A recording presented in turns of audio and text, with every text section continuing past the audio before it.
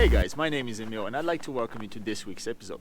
Today we're going to do something slightly different. We're going to compare the Volkswagen Tiguan and the Audi Q5. Now if you're like me, you grew up with a love of European station wagons, Volkswagens, Audis, Mercedes, definitely not BMWs, obviously. But then one day you decided to get married and your wife came in and basically said, I will never drive a station wagon in my life. I need an SUV. Okay, well that's a problem. There's a couple of ways to deal with it. Divorce is an obvious one, probably not the best option out there.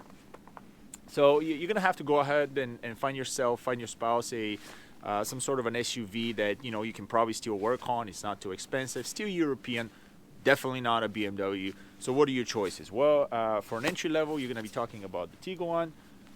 You want to spend a little bit more money, you're gonna talk about the Q5. If you're a Mercedes lover, you might get into an M-Class or something like that.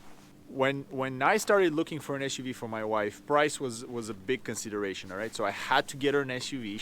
She said she will not drive anything else. So I had to go and find her something that was actually affordable. And at the time when I bought my first Tiguan, that was the only thing that was within the price range that I was talking about. So we're talking at least 3-4 years ago, I got my first Tiguan for about $6,500. Since then, I've gone through about 4 Tiguans, and just recently, and if you watched my Q5 timing chain video, I managed to get my hands on a very nice 3.2 liter Q5 that I bought for my wife that we're going to keep for a while. However, the question remains whether you really should spend the extra money to get yourself a Q5 or whether the Tiguan is good enough for what you would need. So that's what we're going to do today. First, we're going to talk about each one of the vehicles, some of the features, some of the specs, and then we're going to talk about the trim levels that each one of them is available in, some of the options that you can get yourself and what you should be looking out for. And at the end, I'm basically going to go through the things I like and things I don't like for each vehicle, as well as some of the common issues that you're going to find when you're shopping around for a used car. All right, let's get into it.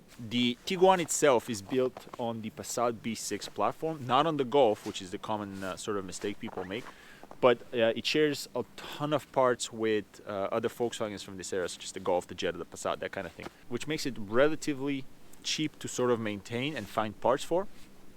Certainly a lot better than the Q5. The vehicle was facelifted in 2011. And Volkswagen at the time basically did some changes to the taillights, the headlights, a couple of interior trims and pieces, but mostly it's the same car. And this takes me to my favorite things about the Volkswagen Tiguan. Let's start off at the front. Now, you see this little light there on the side. This is an interesting feature that the Q5 certainly doesn't have, and a lot of my other cars do not have this. I do believe other Volkswagens have that. I think my Golf has it, but I love it.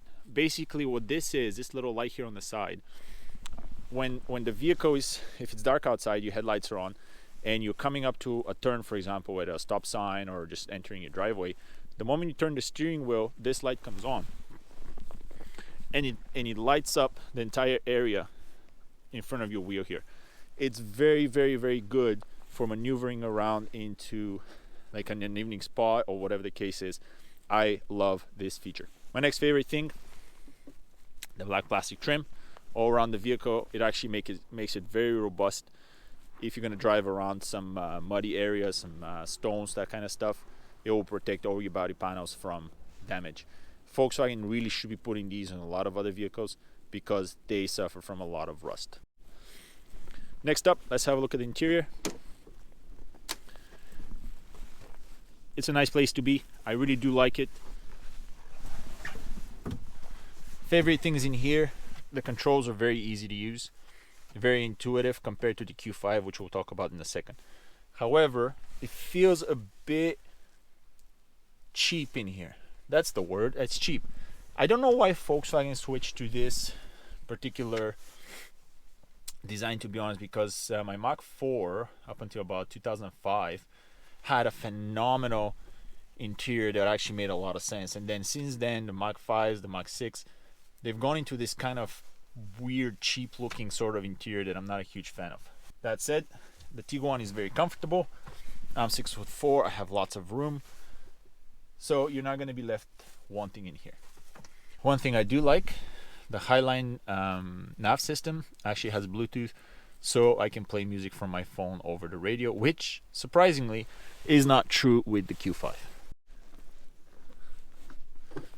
The back seat is quite spacious. This is the seat as it is when I drive, so it's pushed as far back as possible, and I can still technically sort of fit myself in here. It's not too bad. And this is the seat where my wife likes to keep it. I believe it's also about the furthest back position, and there's lots of room for my son and his legs to roam around. This takes us to some of the common issues that you're going to have to deal with in this car. The engine is one of the big ones. You don't have a choice. This is the engine that comes with this vehicle. There are no options out there. The big problem are the timing chains. Anything from 2009 to 2011 is prone to blowing up engines because of a failed timing chain tensioner. That gets fixed around 2011, so it's a lot less common to see blown up engines after that year. However, if you're going to be looking at a Gen 1 2009 2011, basically be aware that it's a ticking time bomb. That timing chain tensioner will likely fail. If you don't have history on this vehicle, if you don't know whether the timing chain has been done, basically bank on doing it right away, or you're rolling the dice on the engine blowing up on you. We picked up this car for $1,500 with a blown engine. We ended up repairing it ourselves, so the whole car came to about $3,500. All work, brand new head, completely rebuilt everything, and it works well. But the engine is really not that exciting. There's really nothing all that phenomenal about it. At 200 horsepower, I certainly expect a lot more from it, but it always feels underpowered, and it frankly doesn't really sound very well. So not a huge fan of the engine. However, you don't have a choice. The second issue that's very common on these is the main crank seal. And when I say common, 4 out of my 4 Tiguans have had this issue.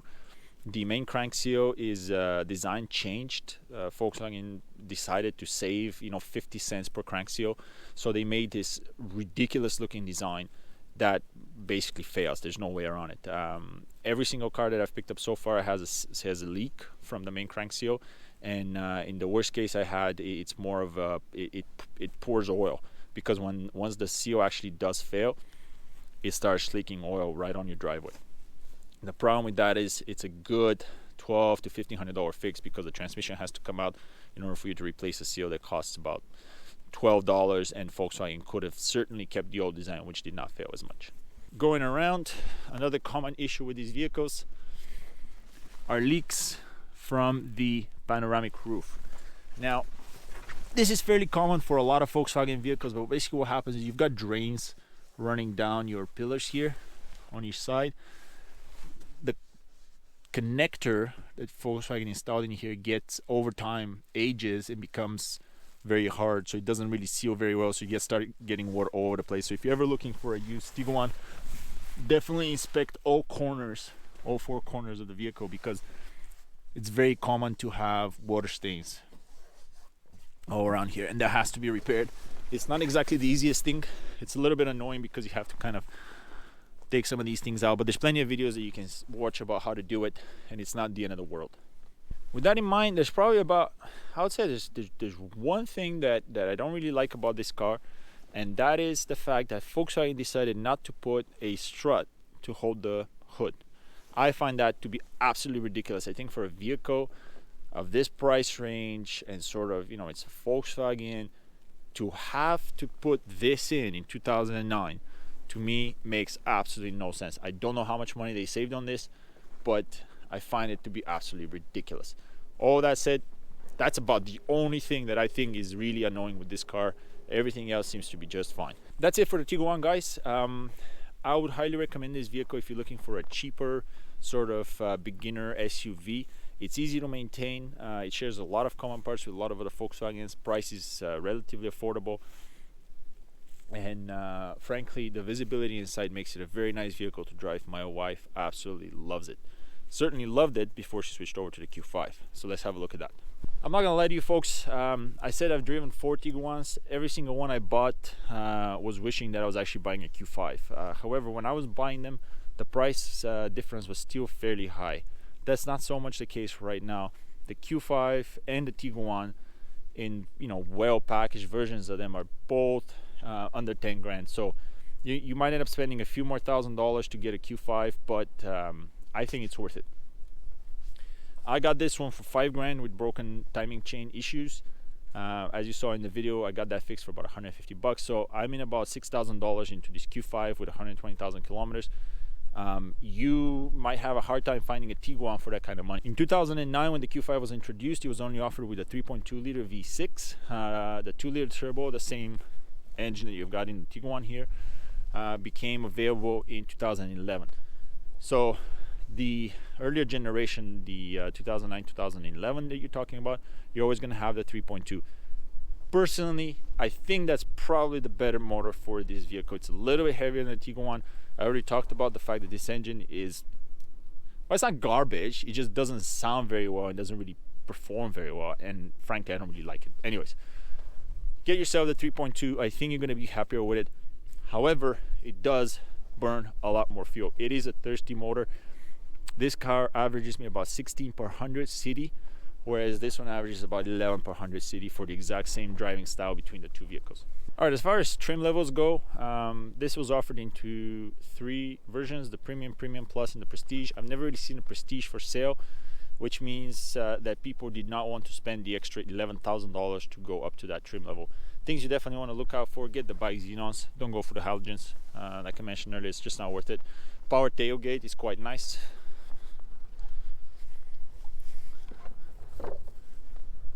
That's a nice little option to have for sure.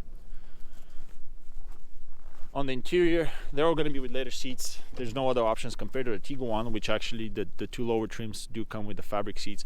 These are all going to be leather. Whether it's going to be black, beige, doesn't really matter. I'm personally not a fan of the lighter colors. Frankly, not really a fan of these ones either. I'm a huge fan of the black seats. However, at the price that I paid for this vehicle, I didn't really have a choice. That's exactly what it came with. One optional package we're talking about is the Audi MMI navigation package. All right, and for that, let's jump in the car real quick so I can kind of show it to you. You're gonna know that you have it if this control panel is down here. All right, normally it sits up here with your volume knob right up there. So if you have this down here, that means that you got the package. I've got mixed feelings about it, to be honest with you, because there's 3 things you get with it, which 2 of which I like and 1 which I don't. So this navigation package comes with the rear view camera, the park assist system, color display, all right, and this extra, I think it's a generation 2 MMI system with this extra control. So one for one, I love the color display. I think it's a great feature to have. Certainly looks a lot better than the red one that you normally get with the the Tiguan and just the basic version of the Q5 as well. The park assist is great. I think it's gonna beep at us quite a bit now. So because of the snow outside, you can see it's actually the 2 sensors, the 2 rear sensors there are kind of complaining. But the system's quite good. It gives you front and back sensors, and it's very useful for parking. My wife loves it for sure. The selector knob here is actually extremely sensitive. Let me see if I can show you what I mean. Now I want to change the radio station. All right, so I want to go up and down. Where's my favorite radio station? There it is. I'm getting old, so obviously I'm listening to CBC Radio 1. Now, let's say they have a boring podcast going on. I want to switch over to Hot 89.9. Boom. I want to listen to some pop music that I hate. Great. Well, the thing is, for me, once I scroll up here, again, keep in mind, I'm driving, right? Like I'm driving. My eyes are up here. Not only am I scrolling through here to get to a radio station up here, but also once I get to the radio station, and it does this. All right? Like it just kind of completely goes over. Like this is way too sensitive. Like you cannot press this down without it jumping up and down all over the place. Like in fact, most days I find it extremely hard to actually select the station without jumping through a different one. Right? I'm doing the same thing here, and it's just constantly just jumping up and down. It's not. This is horrible. This is not a good idea. This is not. The design is just plain bad, to be honest with you, and frankly, it's not really needed. There's easy ways to do this. Sure, I've got selectors up here that I can select on the thing, but even that, like this is not. I don't like the presets are hard to use. Anyways, I'm going on and on here, but the point is that this package, aside from the park assist and the little color display here, this bit is actually not very good. So I don't like this. This is hard to use, and actually their sort of non-intuitive controls also translating to the HVAC, which is a little hard to use, to say at best. So for example, if I wanted to change the direction of the air, I have there's like 3 menus that I have to go through. So I have to click on this button, then I have to look up here, and then using this knob I have to switch between the two of them. Now you can imagine that as I'm driving, I want to change the air, I have to look down here. Okay, where's the button? Oh, that's the button. Okay, now I have to look up here and try and figure out, and these are not exactly large, right? Like, I mean, you can see them if you're just looking at them like that, but like as you're driving, doing 100 on the highway, like it's a little hard to figure out where exactly you want to stop here. Like it's not done very well compared to the Tiguan, where just one button gets me, you know, air coming out the top or the bottom, whatever the case is. So this is not good. It's not intuitive, it's hard to use, and frankly, as far as I'm concerned, it's not very safe. The last thing I really don't like about this system is that with $3,000 extra and the park assist and, you know, the fancy MMI and all of this stuff, the Bluetooth does still not allow me to hook up my phone to play music on. Okay, I find that to be ridiculous. This is 2009. The Tiguan has it, for crying out loud. So why did Audi decide that this wasn't an option? Now it has Bluetooth, but it will allow me to basically make phone calls. I cannot play my music off of Bluetooth, which again makes no sense. So you have 2 options. You either have to use, if you have an iPhone, you have to use the stock Audi cable that came with it, or like I did, you have to order yourself a separate Bluetooth adapter. So now I've got 2 Bluetooth connections in the car. One is for the actual MMI system, and one is for the, you know, playing music over the media here. It makes no sense. It makes absolutely no sense. Now you can get these things with a regular 3.5mm jack for the headphones, but that means that you're always going to have a cable kind of running through here and on your phone and blah blah blah. Anyways, not the best thing to do. I don't like it. Alright, so things I like about this car: exterior, love it. Headlights, love it. Engine, love it. Burns a lot of fuel, so you better have deeper pockets. The interior is great. It's very comfortable. It feels a lot more expensive than the Tiguan, to be honest with you. Love the color display with that MMI package that I was talking about. Hate that control. Makes no sense whatsoever. Love the panoramic roof. My wife loves it as well. Can't say that this is a plus or minus over the Tiguan. I think it's about the same thing. Doesn't really make any difference. Size wise, I'd say probably about the same thing, although it feels a little bit tighter back here compared to the Tiguan. If you have kids, the backs of the seats, my A4 actually had the same thing. This is hard plastic compared to the Tiguan, which is just you know, leather. So where my kid kicks it right over there, it's a lot more resilient than just having a leather panel. This thing comes with heated leather seats in the back. However, as was the case with the Tiguan, the back is busted here. I think pretty much anybody that comes and sits in this car just kind of takes these panels right out with the first kick.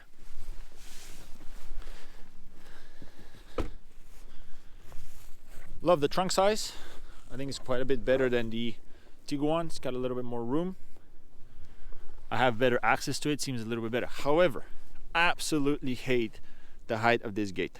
All right, so I can show you. This is my nose right now. This is where my nose sits, right there. I cannot get under here without whacking my head on this thing. You can see where it sits, right there. Okay? I don't know who fits underneath. I'm pretty sure my wife hits her head on this. This is, and actually if you compare the two, the Tiguan certainly wins over this. I'm not sure why Audi, frankly, couldn't lift this up a little bit higher. I think they could have easily gone up. Look at the Tiguan. You've got quite a lot more room. Let's get this tripod out of the way here. But you've got a lot more room on the Tiguan. Look how much bigger the opening is compared to the Audi. Makes no sense to me whatsoever. I absolutely hate it. I also don't like the fact the camera does not retract. Doesn't retract on either of the two of them, so this is not one over the other, but certainly this thing, if they just made it come inside, then you wouldn't get dirty when you're driving, so you wouldn't have to clean it all the way. Otherwise, absolutely love this vehicle. That's it for this episode, folks. Thanks a lot for joining me. If you like what you saw, click the thumbs up. If you want to see more, click subscribe. If you have any questions about these cars, please by all means comment below. I love both of them, so I'm happy to answer any question that you have. The moral of the story is you're not going to go wrong with either of these two vehicles. They're not hard to maintain, they're not expensive to own, and certainly they've gone down in price enough that you can just afford either one of them. Now, the Tiguan's obviously going to be on the cheaper side compared to the Q5. It feels like it's on the cheaper side, but it's a very, very capable vehicle. Would I buy another one of these? For myself, probably not. However, the price makes it very, very hard to pass on deals like this. Like I mentioned, this one's only about $1,500 to get. I love this thing. This is my first Q5, and I'm going to keep it for a long time. And even if I don't keep this one particular, I'm pretty sure I'm going to buy another one right after it. Okay, at the end of the day, if you're working on these cars, this would be a lot simpler and a little bit cheaper. Parts are going to be more readily available. This shares a lot of parts with the Golf, the Jetta, the Passat, so you're going to find a lot of these in the junkyard, and you can get yourself interior pieces, that kind of stuff. This one is sharing parts with the A4, which, 2009 is starting to appear in the junkyard as well, so you can find yourself engine and interior parts, that kind of stuff. At the end of the day, it all comes down to personal preference. My personal preference is that the Q5 is the nicer vehicle to have, a little bit more expensive, a little bit more upscale. However, it does feel a lot better. The 3-liter engine is better than the 2-liter. The quattro system is better than the 4Motion. But at the end of the day, we live in the city. You're not going to have to deal with a whole lot of off-roading, and there's a very good chance that you're not going to be taking out of these two cars off on the trails anyways. So that's it for this episode. Like I said, if you like what you see, thumbs up. If you want to see more, click subscribe, and I hope to see you next time. Cheers.